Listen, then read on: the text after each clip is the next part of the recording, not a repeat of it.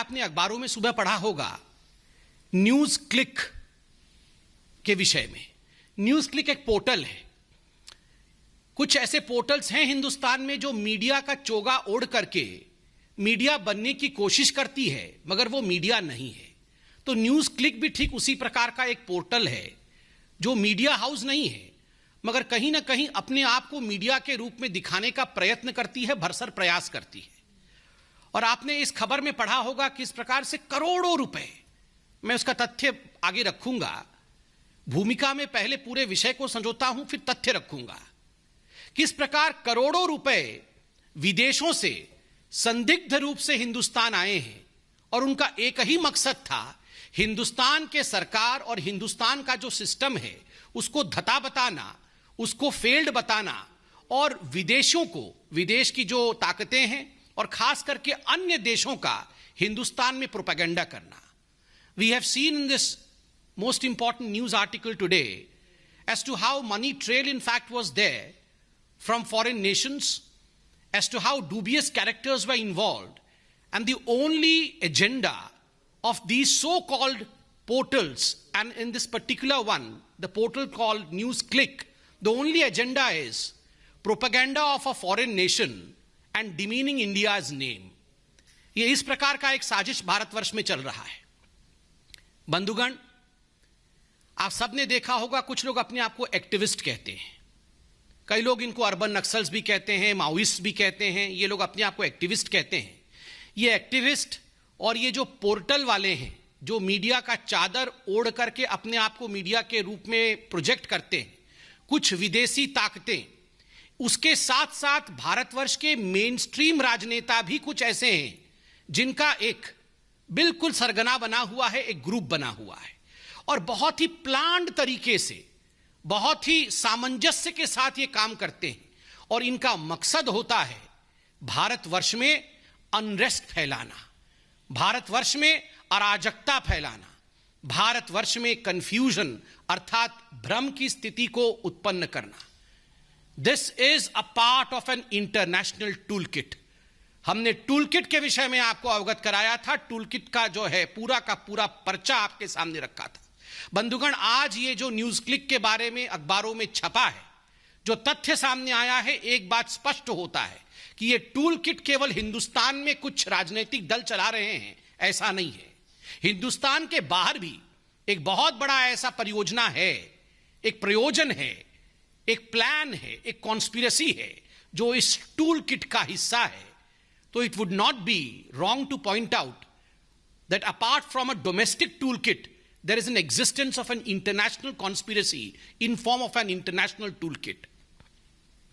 आप सब ने देखा होगा कि जब भी हिंदुस्तान में कुछ अच्छा होता है, हमारी वैक्सीन नीति आप देख लीजिए, पूरे विश्व में हमारे वैक्सीन नीति को लेकर सराहना की गई, वैक्सीन मैत्री को लेकर सराहना की गई। किस प्रकार से हमने अपने देश में, इतने बड़े देश में 130 करोड़ जनता को हम वैक्सीनेट कर रहे हैं, उसमें भी किस प्रकार से हमारे देश को बदनाम किया जाए, हमारी वैक्सीन नीति को बदनाम की जाए, यह कुचेष्टा कुछ लोगों ने, कुछ संगठनों ने, कुछ संस्थाओं ने किया है और कुछ पोर्टल्स ने भी किया है। आज समझ में आता है ये किस प्रकार से हो रहा था, फॉरेन फंडिंग के माध्यम से हो रहा था। सेंट्रल विस्टा, ये उदाहरण मैं आपको दे रहा हूं बंधुगण कि किस प्रकार एक सोची समझी साजिश चल रही है। सेंट्रल विस्टा, जिसको लेकर सुप्रीम कोर्ट, हाई कोर्ट, हमारे माननीय कोर्ट ने कहा कि हमें किसी प्रकार की आपत्ति नहीं है, ये बहुत अच्छे प्रोजेक्ट्स हैं, इनको आगे बढ़ने चाहिए, मगर उसके बावजूद जिस प्रकार से कुछ लोगों ने जिद पकड़ करके in a stubborn manner they went ahead with their agenda of demeaning the central vista project, friends, today we realise it was only because of the fact that foreign funding and foreign conspiracy was playing. Farmer agitation, बंधुगण, प्रधानमंत्री नरेंद्र मोदी और हमारी सरकार farmers को अन्नदाता मानती है और अन्नदाताओं के साथ किसी प्रकार का अन्याय ना हो, इसलिए हम आगे बढ़ते हैं। किंतु इस पवित्र रिश्ते को किस प्रकार से इसमें दरार डाला जाए, इसमें भी साजिश की गई है। और आज ये जो न्यूज क्लिक वाला इशू हुआ है, जिसके विषय में अभी मैं संक्षेप में बताऊंगा, यह बात स्पष्ट होता है कि बहुत बड़ी बड़ी ताकतें हिंदुस्तान को कमजोर करने के लिए लगी हुई हैं। यहां कंफ्यूजन, भ्रम और अनरेस्ट अर्थात अराजकता कैसे फैले, इसकी कोशिश हो रही है। जब से प्रधानमंत्री नरेंद्र मोदी हिंदुस्तान के प्रधानमंत्री बने हैं, कहीं ना कहीं हिंदुस्तान में तो ऐसा नेता हैं ही जिनके आंखों में वो खटक रहे हैं, विदेशी ताकतें भी ऐसी हैं जिनके आंखों में वो खटक रहे हैं। तो एक बहुत बड़े रूप में किस प्रकार से भारतवर्ष के नाम को नीचा किया जाए, किस प्रकार से प्रधानमंत्री नरेंद्र मोदी जी की चेष्टाओं को, जो वो सुचेष्टा कर रहे हैं भारतवर्ष को आगे बढ़ाने के लिए, उसको कैसे कम करके दिखाया जाए, यह सब कोशिश की जा रही है। किंतु मैं आज कह सकता हूं कि जनता जनार्दन है, वो मोदी जी पर विश्वास करती है। आज जो न्यूज क्लिक का पूरा विषय आया है, मैं संक्षेप में आपके सामने कुछ चौंकाने वाले तथ्य रखने वाला हूं। बंधुगण, यूं तो कहते हैं कि न्यूज क्लिक एक साधारण पोर्टल है। देखिए, इस पोर्टल का नाम पीपीके के नाम से, PPK news click studio private limited के नाम से है। इसमें किस प्रकार से बाहरी ताकतें फंड भेज रही थी भारतवर्ष में, और किस प्रकार से इन फंड्स को लेकर ये फंड कहां जा रहे थे, किन लोगों को ये फंड दिया जा रहा था, मैं इसका खुलासा अभी करने वाला हूं। बंधुगण, ये जो पीपीके कंपनी थी जिसके अंतर्गत न्यूज क्लिक आती है, इन्होंने एफडीआई, फॉरेन डायरेक्ट इन्वेस्टमेंट, विदेशी निवेश को एक्सेप्ट किया, लगभग 10 करोड़ के आसपास, 9.59 करोड़ का। दो मुख्य कंपनियों ने पैसा दिया, जिसका नाम है world wide media holdings LLC, और दूसरा है यूएसए का डेलावेयर, जिसका नाम है WWM। इन दोनों ने इसमें मेजर रूप में पैसा इन्फ्यूज किया एफडीआई के रूप में। और ये जो WWM है, इसमें 3 लोग मुख्यतः सम्मिलित थे, वो विदेश के थे।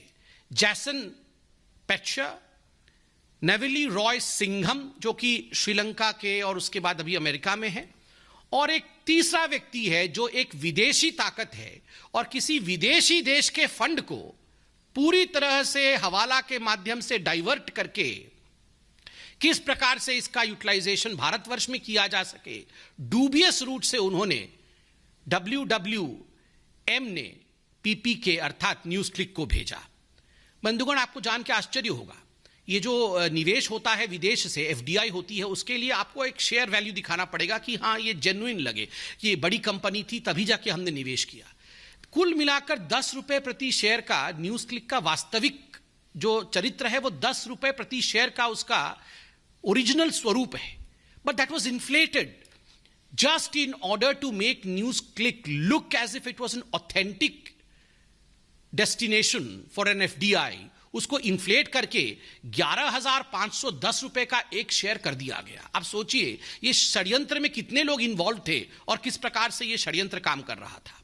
केवल ये 10 करोड़ का जो एफडीआई था यही नहीं है, लगभग 30 crore, to be precise 28.46 crore रुपया ये जो न्यूज क्लिक है इसने भिन्न भिन्न एजेंसियों से, विदेशों से रिसीव किया।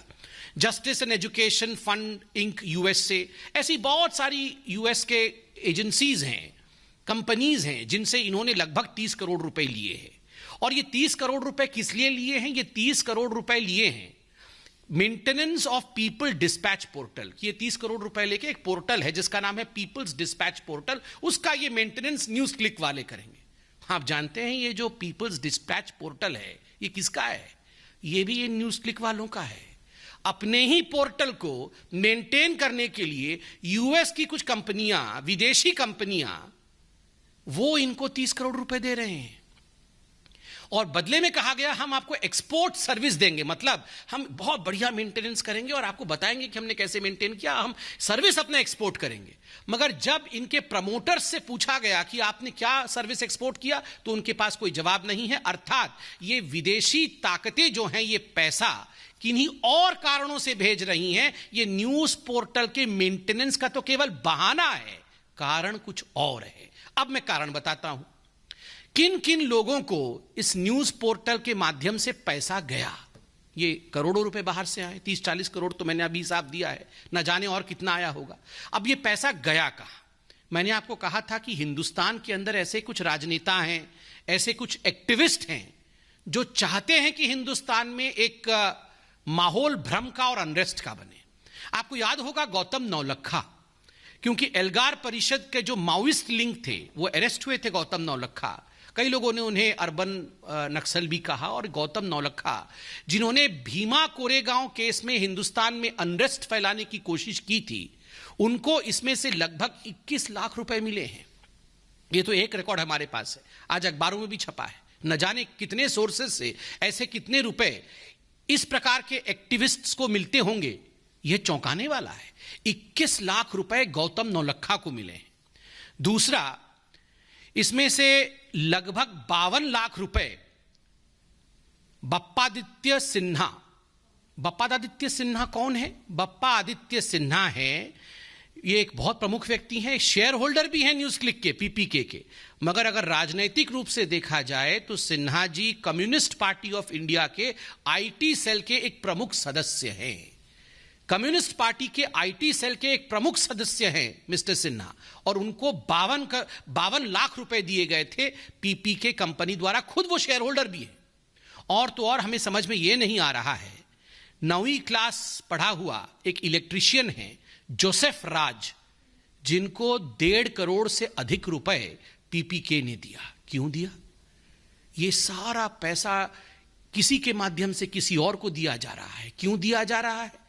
देश में भ्रम फैलाने के लिए एक प्राइस टैग है, देश में कंफ्यूजन फैलाने के लिए एक प्राइस टैग है, दूसरे देशों का प्रोपेगेंडा करने के लिए एक प्राइस टैग है, मोदी जी को गाली देने के लिए एक प्राइस टैग है, हमारी सरकार को नीचा दिखाने के लिए एक प्राइस टैग है।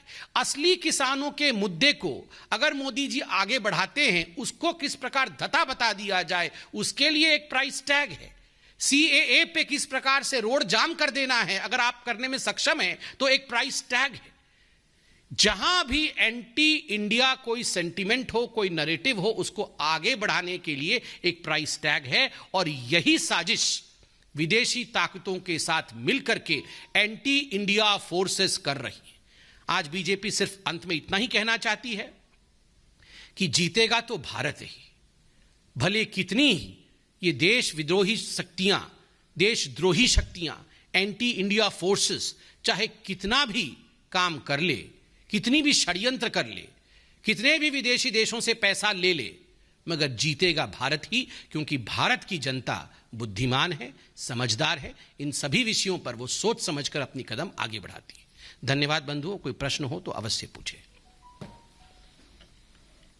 Any question? ठीक है, धन्यवाद। आगे।